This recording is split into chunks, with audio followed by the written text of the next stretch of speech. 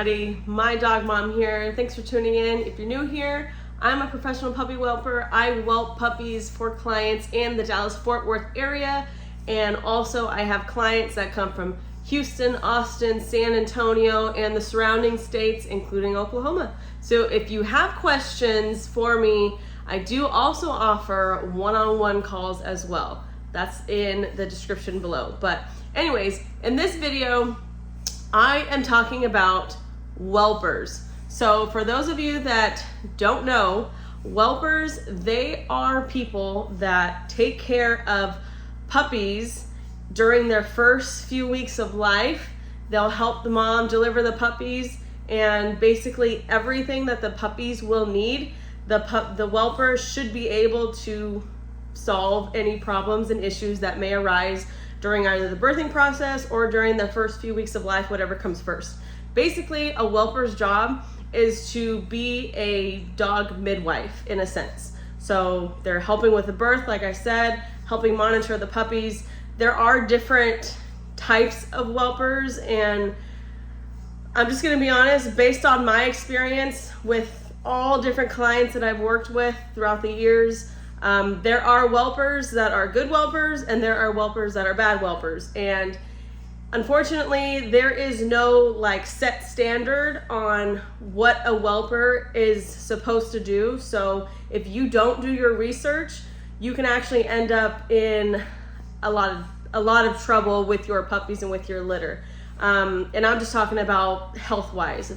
So I'll give you an example. I've had so many clients that have wanted to go the cheaper option. So they find the cheapest whelper they can get, probably like $500 a week. Whelping prices, they vary, but they range anywhere from $500 a week all the way up to $1,200 plus. And of course, you know, at that $1,200 price range, you kind of get what you pay for, you know what I mean? So if you want a good whelper, obviously that's gonna come with a higher price point. But of course, different whelpers have different things as far as emergency supplies included, supplies not included. So when you are looking for a whelper, definitely do your research and ask questions as far as, you know, what their process is like. Will you get photos and videos? Is there an agreement that you can look over before starting? Do you need a deposit to start, to reserve your spot? If for some reason the female doesn't take, do you get the deposit back? Is it non-refundable? What will you do if there's an emergency situation? Do you call me? Do you try to fix the problem yourself? What do you do when you've had puppies die? If they say, I've never had a puppy die, that's bullshit. Do not believe them, because puppies, they pass away for all kinds of different reasons, unfortunately. And because these puppies are so young, they have no immunity, they're very young, they don't know how to use any of their organs yet, their lungs, their cough reflex, things like that. So if they say, I've never had a puppy die, they're lying, that's bullshit. And then of course, if they say that they are a certified whelper, they have a certification in whelping, no. I would ask to actually see that paperwork, because I've looked and I can't find any certification that you're a certified whelper as of today's date in 2024. So there's all kinds of other different things, but definitely know when to call bullshit on your whelper, because they are taking care of your puppies, and you want to make sure that you have the absolute complete trust in whoever's caring for your puppies, and you don't want to leave them with just anybody. Now, I've had people that have left them with other whelpers because they didn't want to pay my pricing, and then what do? They ended up calling me about a week later or a couple days later, and they're like, hey, I've lost 3 puppies already. Can I bring the puppies to you?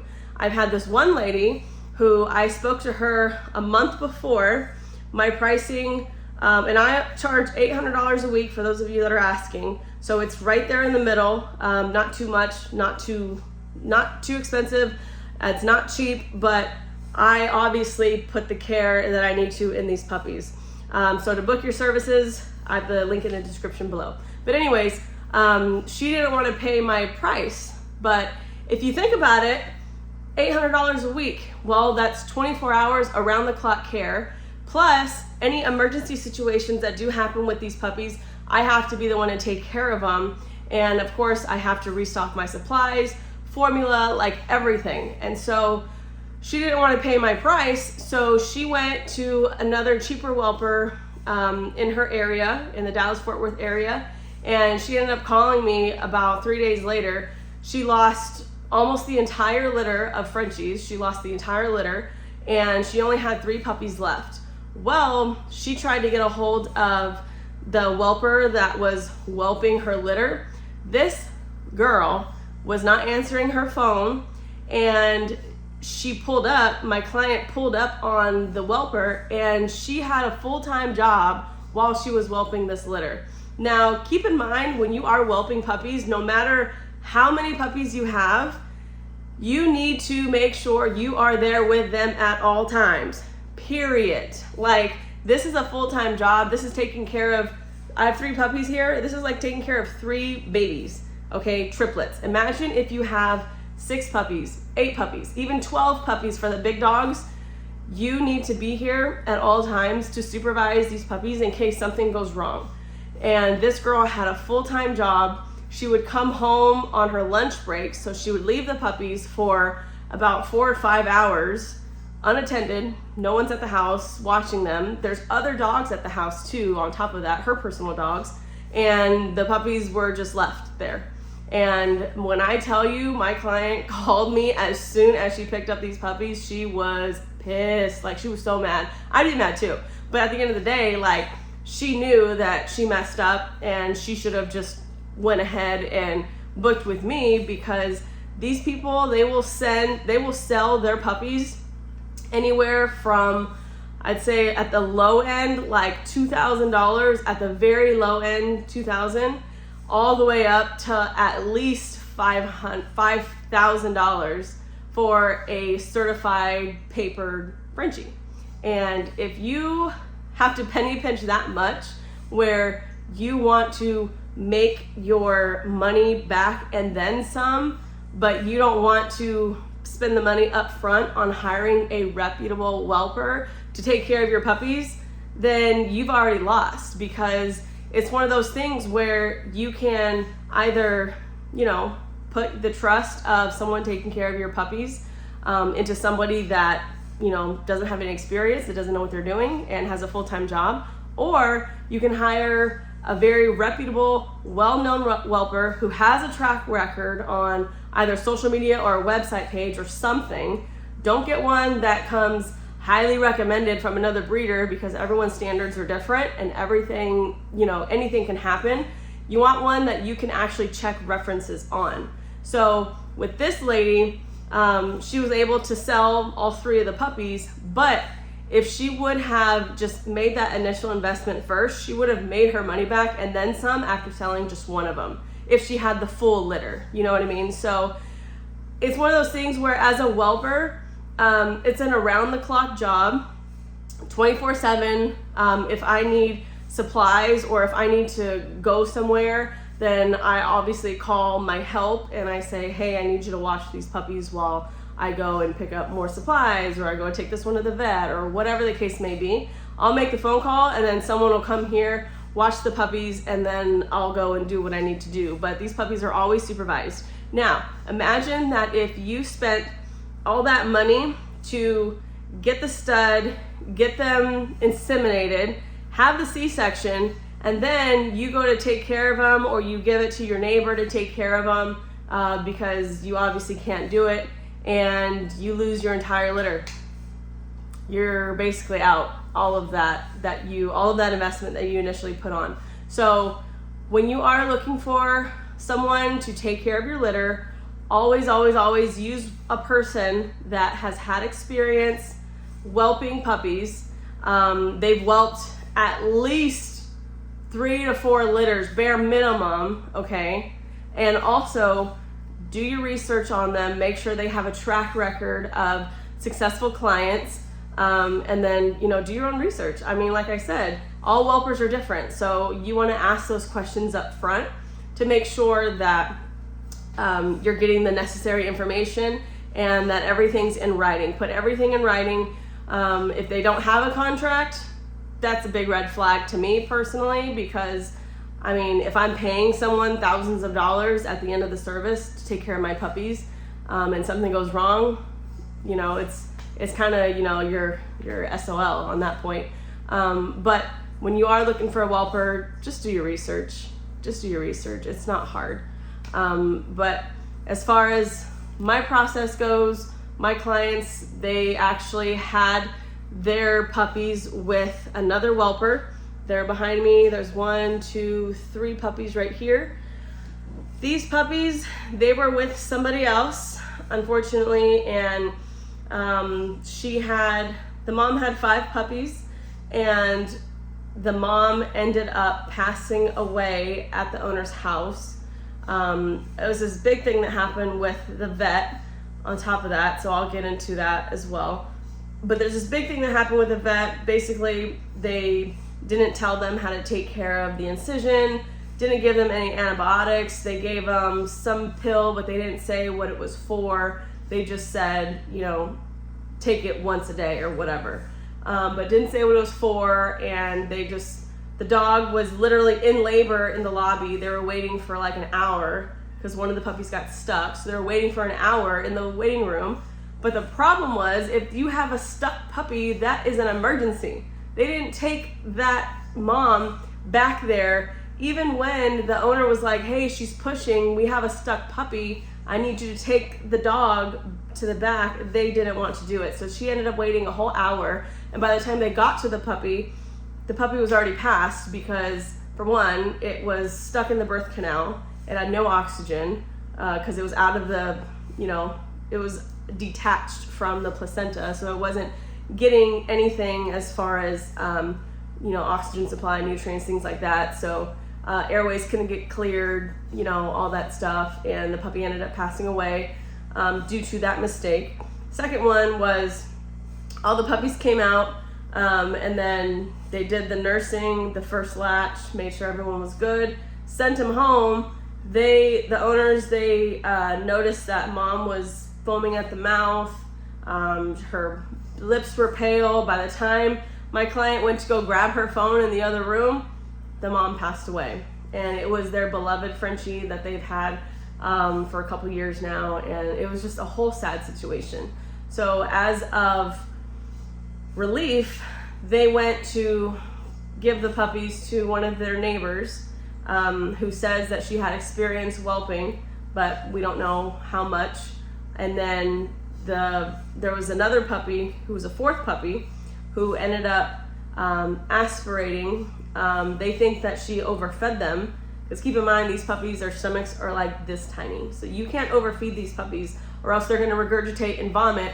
And because they're so young, they don't know how to swallow appropriately. And if, you know, something goes down the wrong pipe, they don't know how to cough it up yet, because again, they're babies. They were just born like 4 days ago. So the one of them, they ended up aspirating on the formula or whatever she was doing, and they brought the puppy to me this morning, which is 4 days later. So they brought the puppy to me as of this morning, and the puppy was just, it was really weak. I told them that unfortunately with this puppy, it's, you know, it's already at that point where the infection and the pneumonia infection already took over, and it's only a matter of time. So, you know, I had him on oxygen, and then they left, and the puppy was alive for maybe 10 minutes, and then it took his last breath. So of course they picked up the other puppies, brought them to me, and now here we are. So they originally had 5, now they're left with 3. So now I'm treating these puppies as an emergency situation. So now they're in the incubator. I have it right now set to 90 degrees. Normally when puppies come out, it's supposed to be set to 88 degrees. However, with these puppies, I don't know what the other whelper did, if that makes sense. I don't know what she did with them. I don't want them to also have aspiration pneumonia as well. And then, you know, they're over here trying to breathe and they're getting cold. I'm avoiding all of that completely. So I have them in the incubator right now. If they get too hot, I will lower it down to an appropriate temperature for them. But I'm not lowering it any lower than 86 degrees just because I don't know if these puppies are sick. I don't know if I received them sick because right now they're not showing any signs, but it can always happen at any time. As I said in the previous aspiration pneumonia video, aspiration pneumonia can happen very, very quickly. And because the other one just passed away and that happened in less than 24 hours, I'm not taking a chance with these little guys right here. So I have them in the incubator. They're on oxygen, as you can see, my oxygen tube right here, and it's filling through from my oxygen concentrator here at the bottom. I also have a nebulizer in this corner. You can see like the tip of it, but I have it in the corner, so anytime that I'm gonna give them breathing treatments, it's readily available. So they've already gotten their breathing treatments as well, just to prevent pneumonia, to keep everything moist, to make sure that they don't get sick. So this is how I am preventing and taking those necessary precautions to avoid them getting pneumonia. Now, as far as nursing goes, because I am nursing without the mom, I'm using a little feeder. So it's a silicone feeder that I'm using for all three of them. And the reason why I'm not tube feeding them is because they're not at that stage yet where they need to be tube fed. I want to analyze their suckle reflex. I want to make sure that they are able to hold a suckle and they're able to breathe through their nose while they're nursing. If they had pneumonia, they wouldn't be able to hold that suckle because they'd be gasping for air. So that is why I'm not tube feeding them yet. I'm still analyzing them, making sure that they're able to hold that suction. So that way when they're nursing, I know that, they're getting, the necessary formula in, and then they're not having anything come out. As far as bottle feeding, you can definitely bottle feed them since mom is not here. So if you are bottle feeding, I definitely recommend a preemie bottle. And you can get these bottles anywhere, Walmart, CVS, Walgreens even, Target, anywhere that sells bottles. You want to get a preemie bottle, one that's for 0 to, I think it's 2 months or 0 to 1 month, and then it's like 1 to 2 plus or whatever. Get one that's specific for your breed because of course all breeds are different. Now if you get a bottle that has a very large like nipple on it, for a small breed like this, Frenchie, Yorkie, Maltese, Maltipoo, Chihuahua, that won't work because the nipple's too big that they can't fit it comfortably in their mouth, and they'll end up like, getting too much formula down, and they're gonna start like, gagging and spitting it out. So a lot of times when you have problems with babies not wanting to take the bottle, it's just because the nipple is either too big or the formula is cold or the puppy is cold. So just make sure you take all the necessary precautions when you are, whelping without mom. Monitor them, burping them as well, since now, the puppies are on formula and they are being bottle fed. So now you're gonna have to burp them and stimulate them as well. So long story short, find you a reliable whelper. Don't think that because you've never done it before and mom can just take care of her puppies and that's fine. Don't assume that, because honestly, there's some good moms and bad moms. And I mean, if you have a mom that's a very young mom, she doesn't know what she's doing. She's still a kid herself, and she's not gonna, want to feed these puppies because she wants to go and play. I've had that too. I've seen that too. So long story short, just take care of your litters, take care of your puppies, take the necessary precautions for making sure your puppies are safe and good and they're healthy. So that way you don't end up losing all of your puppies for your litter, and you don't end up losing your female as well, like my clients did.